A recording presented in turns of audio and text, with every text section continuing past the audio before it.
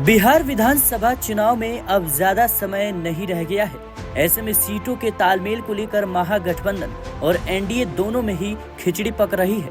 महागठबंधन में जहां लगातार बैठक हो रही है, तो एनडीए के कई नेता यह कह रहे हैं कि सीटों के बंटवारे में कोई परेशानी नहीं होने वाली। लोकसभा चुनाव की तरह विधानसभा में भी हम लोग मिल बांट कर फैसला कर लेंगे।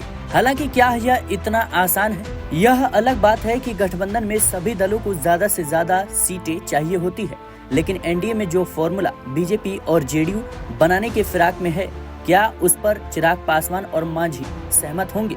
बिहार चुनाव में सीटों की शेयरिंग को लेकर अभी तक एनडीए में कोई औपचारिक बैठक नहीं की गई है, लेकिन बीजेपी के विश्वस्त सूत्रों के अनुसार जो फॉर्मूला तय हो सकता है, उसमें 243 सीटों में से 102 सीट बीजेपी, 102 सीट जेडीयू और 28 सीट चिराग पासवान की पार्टी, जीतन राम मांझी को 7 सीट और उपेंद्र कुशवाहा को 4 सीट मिल सकती है।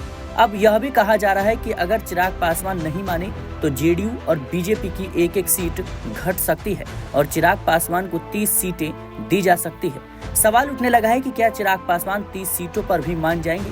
लोक जनशक्ति पार्टी रामविलास के एक बड़े नेता ने नाम ना बताने की शर्त पर कहा है कि पार्टी की ओर से यह तय हो चुका है कि एनडीए की बैठक होगी तो उसमें पार्टी 70 सीटों की डिमांड करेगी और लिस्ट देगी। पार्टी नेता ने आगे बताया कि एलजेपीआर यानी चिराग पासवान की पार्टी हर हाल में 40 सीट लेने की दबाव बनाएगी, लेकिन अगर 40 सीटों पर बात नहीं बनी तो कम से कम 35 सीटें तो जरूर चाहिए।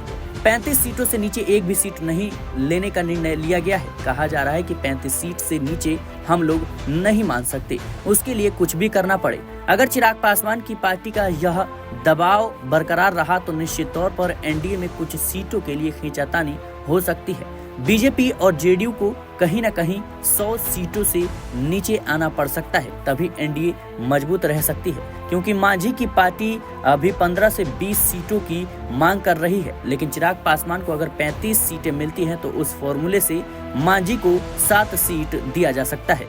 फिलहाल के लिए इस रिपोर्ट में इतना ही। देश और दुनिया की तमाम खबरों के लिए बने रहें SPN9 न्यूज के साथ।